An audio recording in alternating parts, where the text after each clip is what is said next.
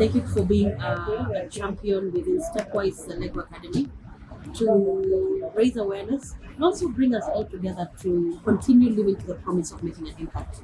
That's what we do as an organization. That is what I personally also endeavor. That's my personal ethos as Sarah.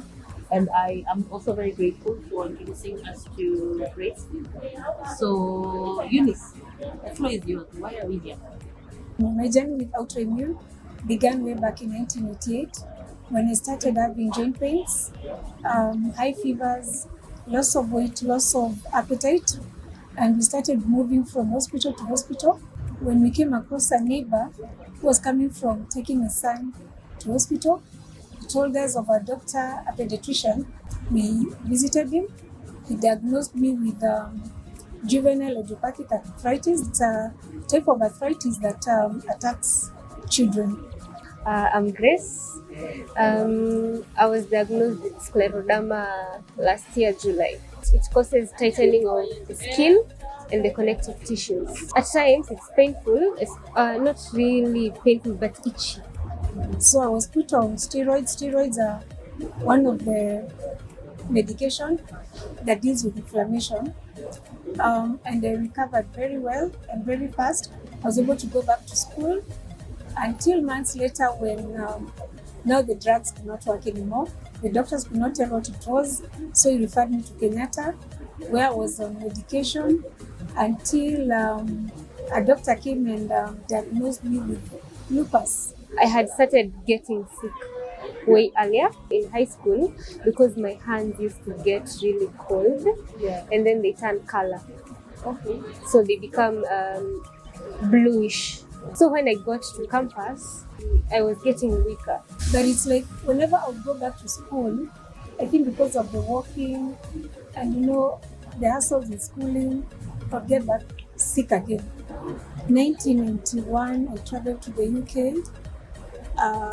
They diagnosed me with another condition called rheumatoid arthritis. The doctors in the UK told me it's like lupus has sort of gone down, and then now rheumatoid arthritis has come up, which has caused the deformity in my fingers, has resulted in me having a hip replacement on my left hip. So after a while, I developed a kind of like a scar on my hand. I didn't really know what was the problem, so I went to a doctor and they told me it was a fungal infection. For the fungal infection, he gave me some drugs and some drugs to apply, but they were burning my skin, so I stopped. I went to another doctor who told me that it is vitiligo. But then in my mind, I was like, no, this is not vitiligo. So I went to Google, searched about, put in the symptoms and all that. Then I came across scleroderma. That's how I knew. Okay, in my mind, I kind of just knew it was scleroderma. So I remember I just took that photo and showed my dad. And I was like, hey dad, I think this is what I'm going through. But my dad couldn't accept. I worked for about 6 years. Then my hip got very damaged. I could not walk. I was told I need a replacement. I started asking doctors what a hip replacement was all about, and the answers I got were not satisfying. A doctor would tell me, once we do the replacement, because they cut off the whole joint, they replace with an implant, a prosthesis. You'll not be able to bend your leg. And I was like, I'm still walking, so let me continue. But I didn't know by continuing to use the hip, I was making it worse. I had to travel to India.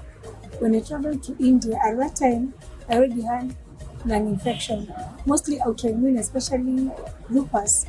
It can attack any organ. So my lung got damaged. I was told you have to delay the surgery, you have to treat the infection, and if need be, we might need to remove the lung. But they were able to treat the infection and have the surgery done, which was successful. And when I was just ready to go back to working, because I love being independent, then COVID came. And then when I have an infection, fluid fills up in my lungs. Then COVID is the same thing. So I knew if I happen to get COVID, that's it, I'm done. But thank God. But thank God. Yes. Symptoms were a bit worse because in the morning I would wake up, my face is swollen, my hands and feet are swollen, and they're in so much pain. And walking from my home, from my house to the workplace was such a hassle. Last year, I saw an advertisement with Stepwise for telemarketing Yeah. and NCPWD. I applied and waited.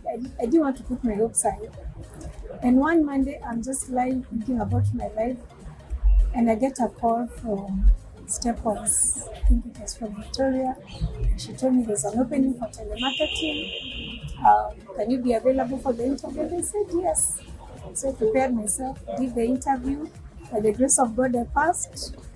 And I enjoyed the training. I enjoyed working. Personally, I love dealing with people. You know, some employers may not understand because, you know, you're always home, you're getting paid, but then you're not being productive. And since I joined Zalego Academy, I felt Zalego Academy, you're about making an impact. I felt I've been able to make an impact in people's lives. As a humble request, sponsors who can come in, maybe help, but if corporate companies can come in, it will go a long way.